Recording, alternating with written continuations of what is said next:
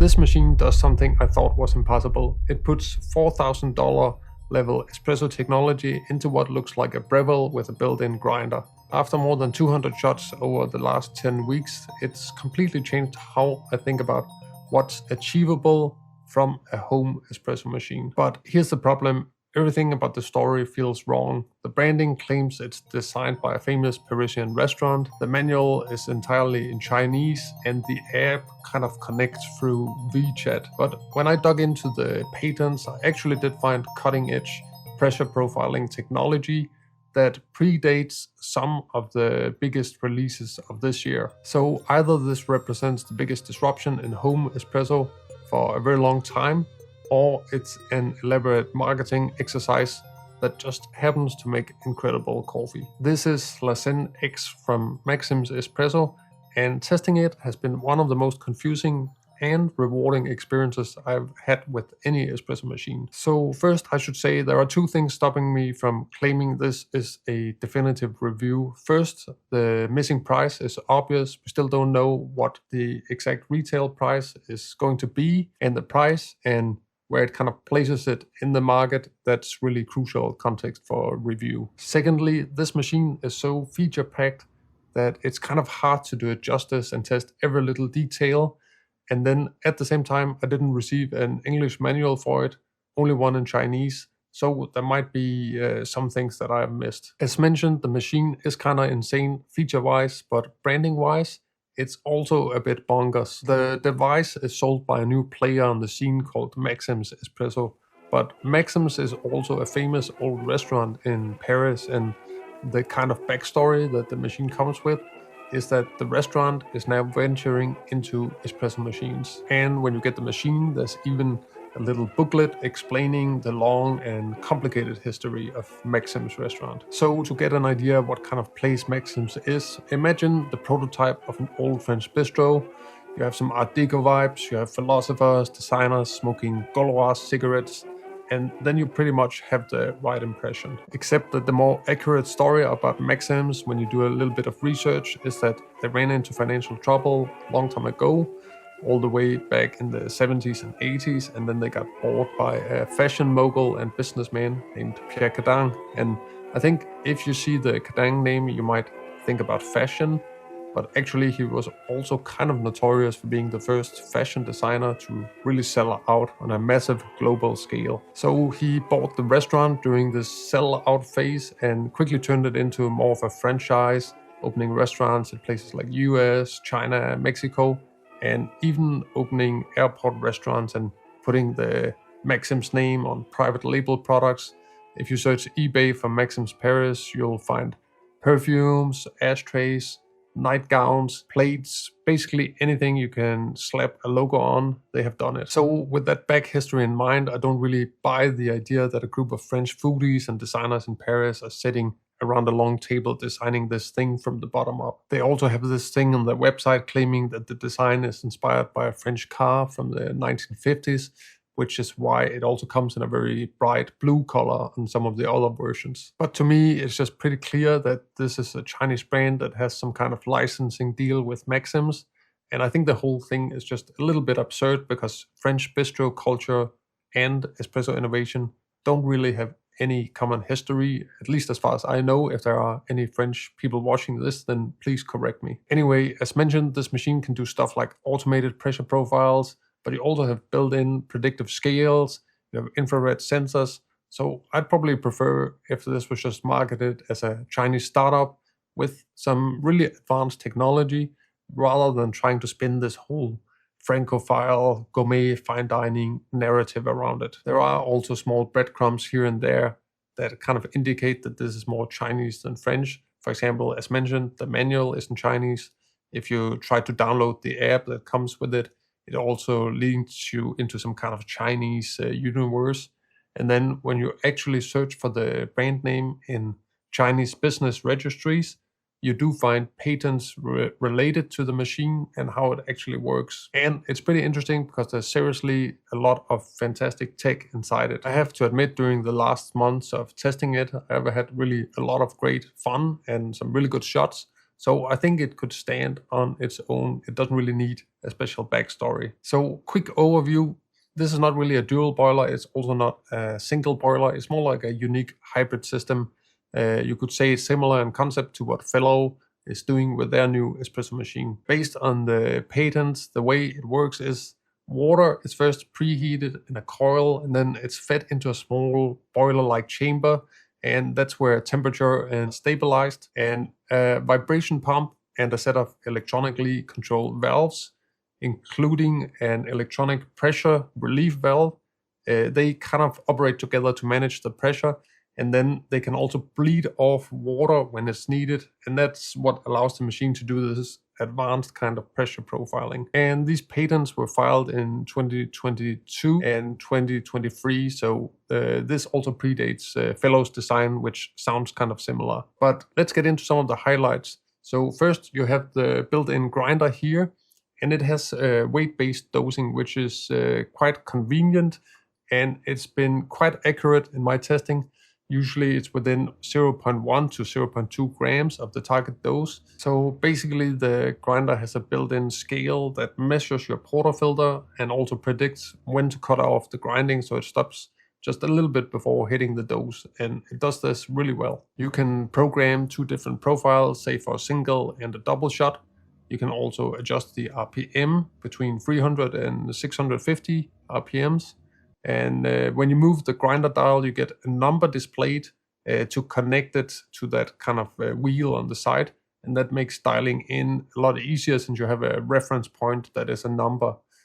So you can say, for example, now you have 25 and then you'll go down to 24 because the coffee is getting older and you need to grind it a little bit finer. So let's just test it and see how accurate it is. So I'm taking the portafilter, put it on a scale, and then I also have this funnel here. And this is kind of a special funnel because I'm using a good single dose basket. And now I'm just going to tare the scale. And then we log it in here. And now it's set to 7.5 grams, 300 RPM. And that's pretty ideal for this basket here, which is a single shot basket. So I pull the lever this way, and then it's going to hit or try to hit the 7.5 grams. If I push the lever the other way, then it's just like grinding on demand.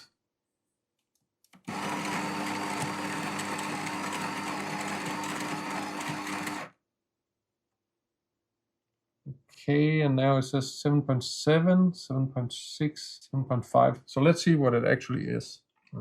My scale here says it's 7.3. Let's just try another dose. Okay, scale is tared, and let's go.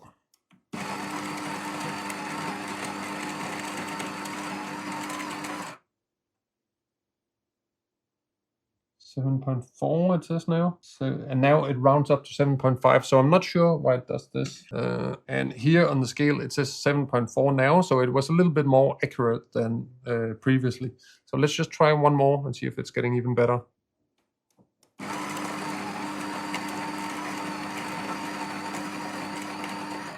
7.5, it's rounding up. Let's see what the real deal is. And now it also says 7.5 here.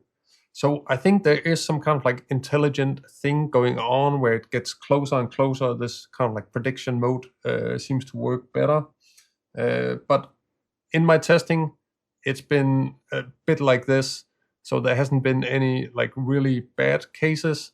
So 0.1, 0.2, perhaps even 0.3. You can kind of like live with these things, but generally pretty accurate. Oh, and maybe I should mention a little side note here. I'm using these Lamassogo X 7 grams basket, and that's really because I don't want to waste a lot of coffee during my testing phase. So this just allows me to save a lot of coffee over the long run because each shot is 7.5 grams instead of, let's say, 18 or 20 grams. And I think if you like smaller shots, then it's worth checking out these ones here because they are really good. You can get extractions very similar to regular shots. Now, the espresso machine itself is where things get really interesting. Everything is controlled from the touchscreen, which makes it a lot more advanced than your typical machine. And you can choose different modes. There's a standard mode that gives you just like a basic espresso setting. and that means you have a 9-bar profile, which is kind of the typical Italian standard. There's also a 15-bar profile, which might be better if you're using a pressurized basket. Next up, there's also what they call a constant mode. And this one is also pretty straightforward. It just keeps steady pressure throughout. And then you can also choose between 6, 9, 12, or 15 bars. But you can also play around with pre-infusion here. Then we have the manual mode, which is where it is really going to be fun, because here you can actually do pressure profiling, and the pressure is controlled also through the touchscreen. And then you slide your finger up and down, and that lets you do all these cool and creative things. The main downside here, I will say, is that it's not connected to the paddle. The paddle only lets you activate the extraction, but you can't do any pressure profiling with it. And using the touchscreen for this pressure profiling, so it's a little bit annoying that you might have to worry about what happens if I get stuck at the 9-bar setting too long and I want to ramp down. So it would be a lot smoother if there was some kind of like real mechanical pedal connected to it. So the way the pedal is used is actually just to turn on and off. It's connected to what they call the easy extraction mode. So here you don't need the touchscreen at all, and you can actually connect any kind of profile to the easy extraction mode, including pressure profiles that are really advanced that you make yourself. Then you can just assign them, but you can only assign one at a time. Now we get to the highlight of the machine, at least in my opinion, and that's the variable mode. And this is where things get really advanced, like what you would expect from a $4,000 decent or Sanremo machine. So with the variable mode, you can design your own custom profiles. For example, you can set a long pre-infusion, then ramp up to 9 bars for a few seconds, then drop down to 6 bars, and finally finish the shot at 4 bars. And you can actually program all this in different stages, and then you can tweak exactly how you want it to be. Pressure and flow profiling can sometimes be a bit overrated, so I think it's important to put it into context. It can do fantastic things if you have the basics right.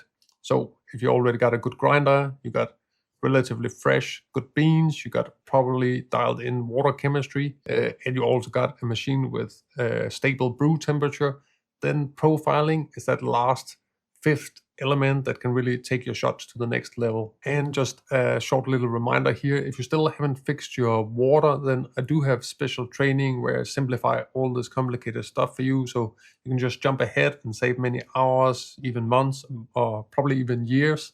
And in my training, I also have specific lessons on water chemistry for espresso. So I'll leave a link to that down below in case you want to check it out. And I do have a 30-day money-back guarantee if you're not seeing the results. But to get back to pressure profiling, which along with water can really shape the taste of your brew. And with this machine, you can really see how different profiles change the texture, mouthfeel, aftertaste, reduce bitterness, and all these things. So you can adjust the profile in all these different stages. And on top of that, you can also run the stages either by time or by extracted weight. So it's the same idea, just approached a little bit differently. So for instance, one profile can say hold 6 bars for 4 seconds. Then the other profile could hold 6 bars until you have extracted 4 grams, regardless of the timing. And that brings me to the next really cool feature, and that is that there's this built-in scale here. So you just flip it down like so, and then it connects directly to the brain of the machine, and this lets you predict in real time when your shot should stop. So on the screen you can see both the pressure and how much liquid has been extracted, and the machine can cut the shot at the right point. And I never tried this on other machines before, so this was completely new to me, and now that I got used to it, I just love it, and it's going to be hard to go back to other machines that don't have it. So sometimes the scale is going to overshoot or undershoot, but in general, if your shot is running kind of like within the expected flow rate, then this feature works really well. And the other thing is you don't have to use it to shut off your shot. You can just look at the scale.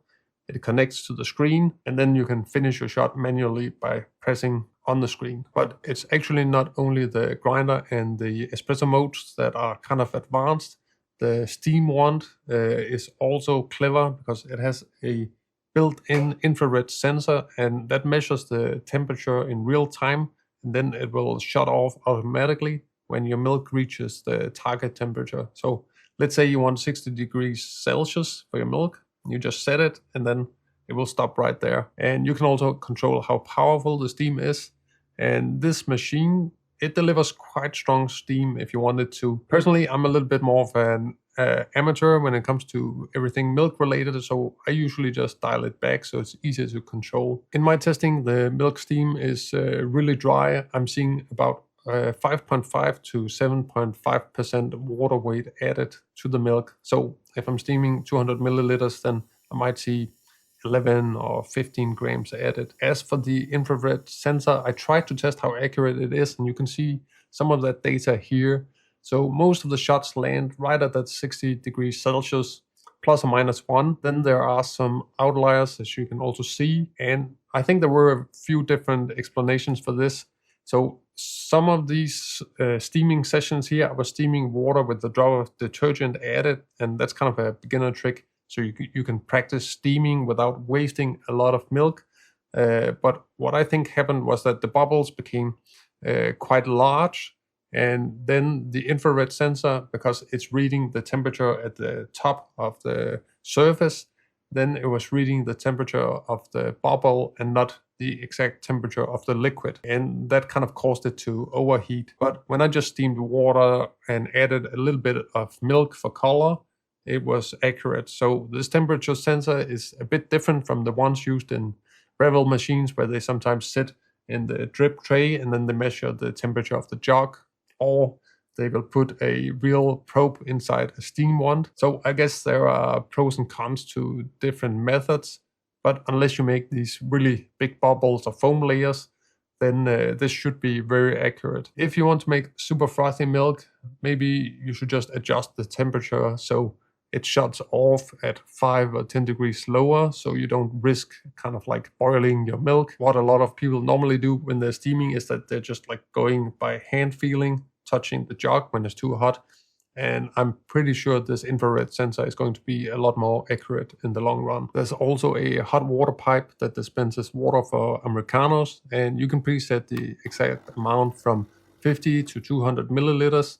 And it's controlled with the same kind of like stick that also controls the steam one. You just push it the other way. So pretty easy. So those are really the main features you want to get familiar with, but there's a ton of smaller ones too. And the accessories, honestly, they really went overboard here. The box includes 2 portafilters, one bottomless and one regular. And for each you also get both single and double baskets. There's also a magnetic dosing ring, though it's not the best kind since it leaves an indentation in the coffee bed, and the WDT tool isn't great. The needles are a little bit big, but they also throw in a wedge-shaped distributor and a nice spring-loaded tamper. There's also a tamping mat, a microfiber cloth, cleaning brushes, and even a milk pitcher, so it's a huge accessory package. On top of that, you can do stuff like adjust side lighting on the machine, control how bright it is, change the startup sound volume, and set when the screen should turn off or when the machine should go into full sleep mode. Now, before I make any conclusions, maybe I should just brew some espresso and then you can see how everything works. So I got my 7 gram shot here. So I'll just jump up here so I can actually see what's going on the screen. And should we try this variable mode just for the fun of it? Let's see. No, we're gonna go manual. Okay, I'm trying to slide up. We start slow, ramp up, and we got flow. Okay, and now I'm gonna ramp down right away.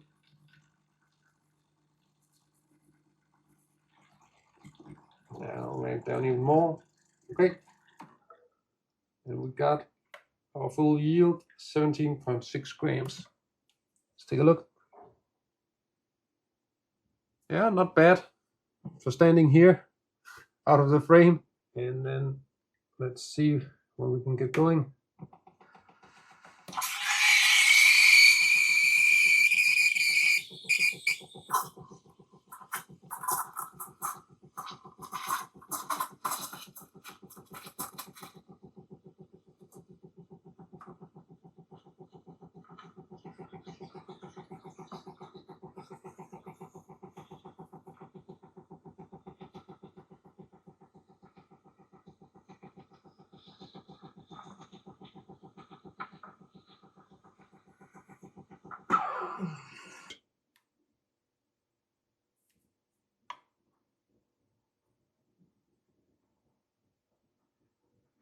It's not going to win any prizes, but the taste is what matters, right?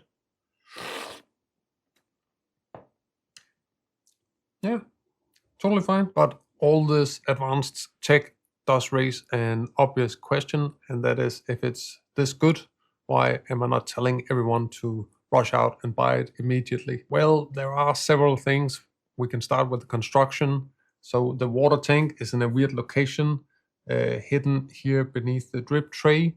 So you can't really see how full it is, and you have to slide it out from under the machine. And that became a problem for me because the machine constantly told me that the water tank was empty when it wasn't. And I think that's because I use a very pure water, only with bicarbonates added, the so-called R-Pavlis water. And the machine couldn't detect it because there wasn't enough minerals. So I had to disable that water alert. But after that, I had to check the water manually by pulling out the drip tray, which is a bit annoying. The water tank is also attached differently compared to most other machines where it clicks into place. Here it's instead attached with silicone tubes, and those are just really annoying to get on and off. So if you want to remove the water container, then it's a little bit of a hassle. So the best way to refill the water tank is just to slide it out underneath the drip tray and then refill the water there. So the drip tray itself is also a little bit of a weird design. I feel like you're never really sure if it's secured properly, if it's in the right position. Sometimes it also looks like the angle is a little bit off, like it's not completely flush. So they might want to take a closer look at that before shipping it out worldwide. So these are probably my biggest complaints in day-to-day use. It's not a deal breaker, but yeah, I could see better versions of this. Now, the first and most obvious question is, who is this machine really for? I think if you're an advanced espresso geek who's excited about flow profiling and all that, then you're kind of stuck with this built-in grinder here. So while it's nice and this weight-based dosing is really cool, yeah, I like all the features, but at the end of the day, it's still just a decent conical grinder. It's nothing really amazing. So while you might get flow profiling and that can elevate your shots, the grinder is going to hold you back. So you can turn it down to 300 RPM. That will help the clarity a little bit. But I think most serious espresso geeks, they would want a better grinder. And you can definitely just use your own, which is what I've done doing most of my testing. But it's still probably going to feel like you're paying for all these advanced features, even if you don't want them. So that kind of puts the machine back into that Breville, Ninja, Meraki kind of segment where people are a little bit more lazy, and I think it's sitting a little bit between two chairs here. Another thing to consider is the electronics and the features. The more complex a product is, the more things can break, and the harder it can also be to repair. And that's where Maxim's becomes a little bit of a question mark, because beyond being a restaurant brand, their espresso machine division doesn't really have any track record of customer service. Then there's the software that's built into the machine that you access through the screen. It's good, but it's not really inspiring. It looks like a very basic Android app. The machine can connect to your home Wi-Fi, so that gives potential for firmware updates in the future. For instance, they could program the pedal to connect with the manual pressure profiling mode, like I talked about before. So there are options like that, but so far it's kind of like unknown what is going to happen. Besides that, there are also the really, really big questions, and that is, what is the price going to be? I think if this is $1,200, then it pretty much revolutionizes everything. If it's $2,000, then that's a lot of money for most people, and the build quality at that price level is not exactly inspiring. And the final big question to keep in mind is the sales channel for this machine. So I think it was kind of launched a little bit on Kickstarter for a brief period, and then it was taken down. And I think there's a good chance that it's going to be relaunched as a kind of crowdfunding campaign rather than just you buy something. And whenever I see these expensive new products on Kickstarter, I'm always a little bit cautious, because bagging something there doesn't mean you're buying a finished product. It just means you're giving money to a company and then hoping that they manage to deliver. And in the coffee niche, we've seen several projects that kind of like failed to live up to this promise already. One well-known example that's currently still in that Kickstarter limbo is Meticulous Espresso.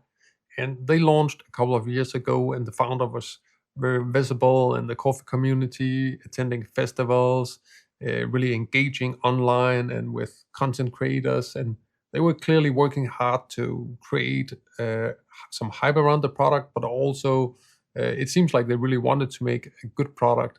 But even then, they still haven't delivered anything today. So that just shows it's very different to make a bunch of prototypes versus actually fulfilling thousands of orders. And there are even horror stories as well.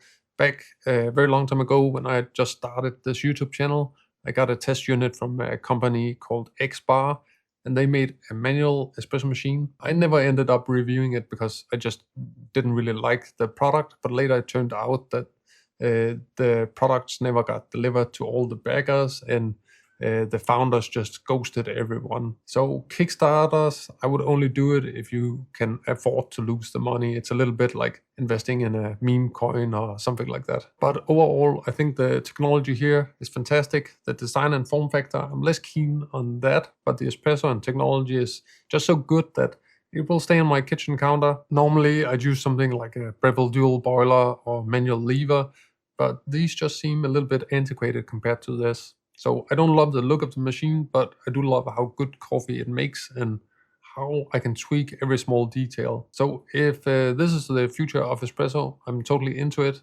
And if they can make a similar model that's smaller with no built-in grinder, then even better. That's it for today. I'll see you in another coffee video very soon.